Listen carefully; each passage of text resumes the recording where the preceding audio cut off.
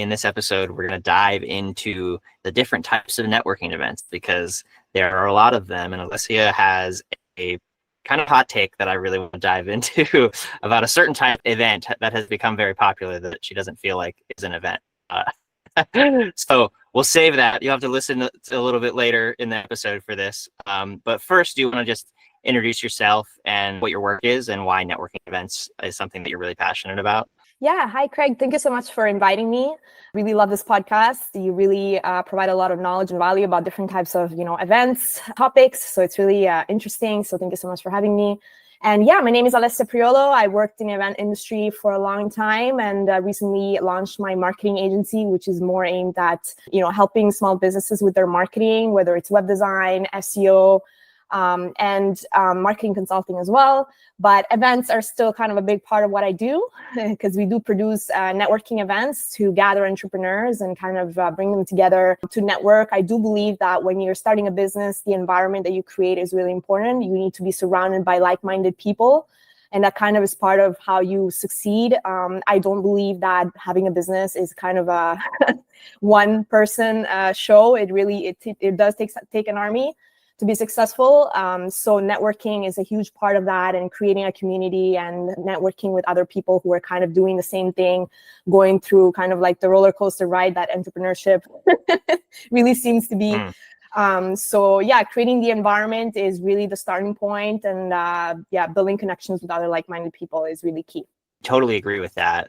I've been an entrepreneur myself times and work at a small startup now. So it can get really lonely without those opportunities to connect with people. And I learned so much from going to network events, even as an employee of a small company, and being able to like trade ideas and talk about how things are going. And like, especially when the economy is kind of down, whenever that happened and everyone was just like, sales have slowed down. Like, is it just me? Are we like, but everybody, like you go to a networking event and everyone's like, yeah, the like land on there for a minute, but we're doing this to pick it up and doing this. And then like people share ideas, and that's such a wonderful part of it. I think it's more important than ever to build community and to network, and especially now in the post-pandemic era. It's so important to continue to do that. You can't just really sit at your desk anymore and do your work. You really need to go out there and talk to people and build connections. Because it's gotten so much easier to just sit at your desk and never leave.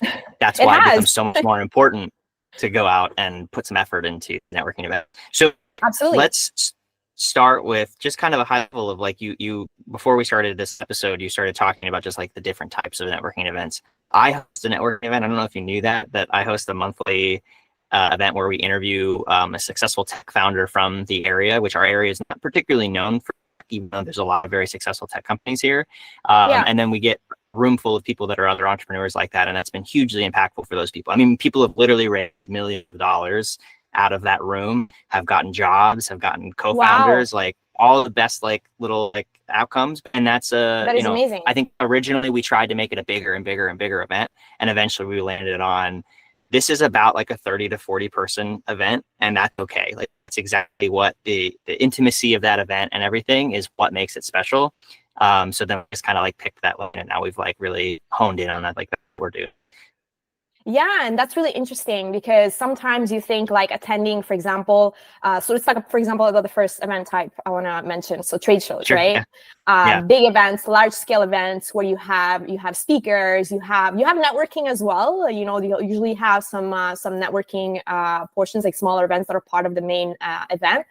But, I've just been talking to people about their experience going to like large events. And what I've been hearing is that, it's harder to connect with people when it's a big event and there's a lot going on. You have your speakers, you have, you're trying to attend your sessions, but then you're trying to talk to people. So I feel like in terms of like large trade shows, I feel like it is a little bit harder if you're looking for that networking opportunity to meet people instead of if you're not like attending like kind of the smaller get-togethers, like the launch party or the evening party. So I feel like it is kind of harder in a larger setting to have those meaningful connections. And that's a conversation I've been having with other entrepreneurs as well. And like they tend to agree that sometimes just because it's a bigger event doesn't mean you're going to have like more meaningful connections versus kind of like the smaller networking events where people sometimes get more value out of that because you do get to have like one-to-one like FaceTime with people. So I feel like you're able to get that connection. And the speakers. I think a big thing is like if at a smaller event, you can actually connect with the speaker Yeah, you who can actually talk to generally them. have like credible network and are usually pretty generous with, as long as you're like not a creep and not being weird. Like they're usually pretty generous with Yeah. like their works and experience. Yeah, I went to a big conference and there was a lot of like security, like it was obviously like bigger speakers that have like a lot of experience and, but the thing it was not feasible to like talk to them. You can't really, you can't really talk to them. Yeah. I personally enjoy the smaller networking events that are more focused on a specific goal, maybe sometimes specific industry. So I do prefer that because then you kind of know like what the event is about and it's really clear what you're trying to get out of it, right? Versus these like more dispersive, like big events where it's like, okay, what is the goal here? What am I trying to learn? Like it's more about like, okay, it's a large crowd of people, but like, I feel like it's very dispersive and it's just like, it doesn't always like hit the mark, What are some of those like, there's the trade shows, those are the big ones, right? Yeah. What are kind of the tiers below that in your mind? So there's industry events that are kind of more like targeted on a specific topic. There's also sometimes like roundtable events that are also kind of like smaller formats. And there's also online events like webinars, which we were talking about earlier. So the webinars, like they do bring people together. So they do the job at doing that. Yeah, let's just like preface this. Is a webinar an event? I personally don't think a webinar is an event. And, for free, everyone can kind of, express their opinion on that. But personally, if you're just gathering people online and there's a group conversation going on, like, and you're not getting to have that one-on-one FaceTime with someone, I personally don't think that qualifies as an event. I do feel like calling it an event, it kind of discredits what goes behind like a real in-person event, where you have catering, you have stage and sound and lighting, and you have, a presentation with like full on like live setup for that, right? I do feel like calling that an event, it kind of does discredit like, what goes behind an actual full production, where you have a sound engineer, you have lighting technicians, you have, there's so much that goes on behind an event per se, right? So I wouldn't call a webinar, I would call a webinar. Yeah, yeah. Yeah, I think you could call it like a live show or something. Like that's what it feels like to me. It's like if thing that differentiates an event from like a show is an event is something that will have some kind of interaction. So like if the attendee, if you have a virtual event and the attendees have some like opportunity to connect with the speakers, like come off mute and talk and maybe like connect with each other, like the Zoom has those one-on-one, like the rooms. I've been to some virtual events. Yeah, that feels more like, oh, it's like I'm at a conference, except I'm online, but I get a lot of the same stuff. I get to learn stuff from the speaker, but I also get to connect with people in my industry, ask people specific questions, versus when it's just an interviewer, this basically, but you just have a live audience. That feels different. Not that it's a bad thing, and actually I think they're great, but I think it does kind of, to your point, maybe it's discredit what goes in. It's just about how you call them, right? For me, an event has, everything that an event promises to be, which is basically the one-to-one connection, the networking opportunity, kind of technical kind of setup where you have sound and lighting, you have speakers with like presentations, and you're giving, so you could do like a screen share, but I just don't feel like it's the exact same thing, I do believe that there are virtual events that are like you could, for example, have live streaming. And I think you did a talk on that. You did interview people that are doing, and that there is production that goes behind it. Yes, so I feel like anytime there is like actual production behind it, if you have a live stream event where you have a team on site where you're actually live streaming, there is production that goes behind it. So I do think that would be more like an event. That's an interesting take. I think I agree with you. I say that hesitantly because there's so many people in my network. We wouldn't call this an event. We would call this a podcast. I would right? not call this an event. If anything, I'd call it a podcast or a show or something. What about some other like types of in-person networking and business events? What are some of those other types that you see? So I've seen a lot of like business networking events where it's kind of like in the evening, there's sometimes you'll have a dinner, or sometimes it's just like a networking event where you get to have like actual like networking face-to-face with people that are either in the same industry or that are interested in a specific topic. For example, for my event, the Dreampreneur Event that I'm hosting through my agency, Dreamstate Agency, basically helping entrepreneurs connect, because entrepreneurship, like I told you, like it can get really lonely, as you said as well. Like, so it's about like bringing people together who are kind of interested, whether they already have a business or they're interested in starting a business, they get to connect with like-minded people. So it's a networking event that is kind of tailored to a specific audience. Another thing that I've also seen really cool, there's like co-working meetups that are happening also in Montreal. This is a new thing that wasn't there before. So that basically, happens like in Omaha as well. Yeah. Yeah, so it's kind of like you have meetups of people that are like kind of working together, where they're business owners or they actually do remote work, where they get together and they work with other people. So I feel like that co-work kind of setup, like format is really interesting, because you're kind of working on your own thing, but you're doing that with other people. And there is networking there because you are exchanging ideas, or how you're operating your business that can really help other people. So when you have that exchange, I feel like it's really cool, because sometimes like you don't get to kind of do that, like working. Sometimes you're like, oh my God, like I'm going to be working with other people that I don't really know. So if you think of it, it's kind of stepping out of your comfort zone. I feel like that's a really cool networking opportunity, because you're working with other people that are doing different things, but you still get to connect. I find it's like I work better when there's another person in the room that just like can see whether or not I'm working.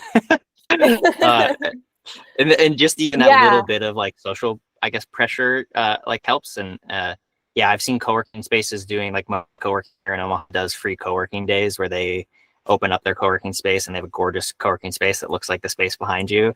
And it's cool, like the people that brings out. Some people want to go there, network and talk. Some people are just there to work.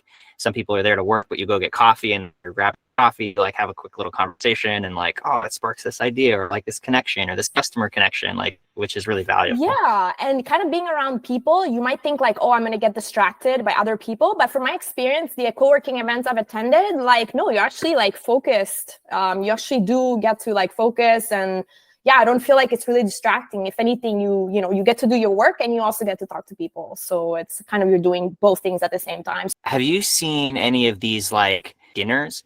You mentioned dinners. Like, I think there's a couple different versions of that. There's events where there's a dinner at the event, but I've seen people doing these like super curated, like go to a nice fine dining place, invite the CEOs or the chief marketing officers from the company you want. Usually it's hosted by a company that sells to that group, but then that gives an opportunity to connect. Have you seen those, or have any thoughts on those? Yeah, I know there's quite a few, like in Toronto as well. Like people are hosting those like highly curated dinners for example, for fractional marketers, and it's all marketers in the room, and it's really like specific to the audience.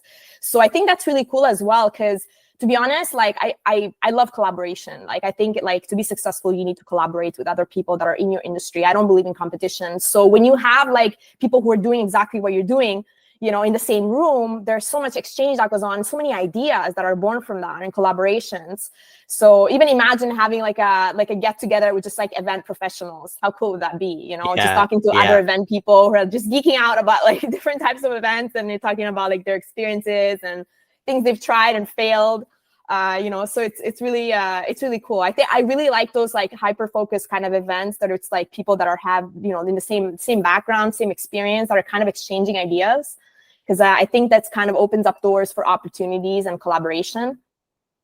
So it's interesting that you say that about the event segment, because when our event promotion trend report this year, we asked a new question that was, how do you learn and get better at your job? And the number one, trial and error was number one, which is interesting because I've done that survey for other segments, and that was not the top answer. But for event professionals, I think you're so busy that like you don't have a ton of time necessarily to listen to a lot of podcasts or like read or go to a lot of conferences. So trial and error is number one. And the second one was from their peers, which is interesting because I don't think there's a ton of those events out there that connect event organizers with each other. But that's what almost all of them said is the way that they learn the most. That's kind of cool comprehensive look, just like the different types of events for networking, and kind of why you might want to attend those different kind of events, and also a nice little take on webinars. Can you share where the best place is for people to follow you if they want to connect?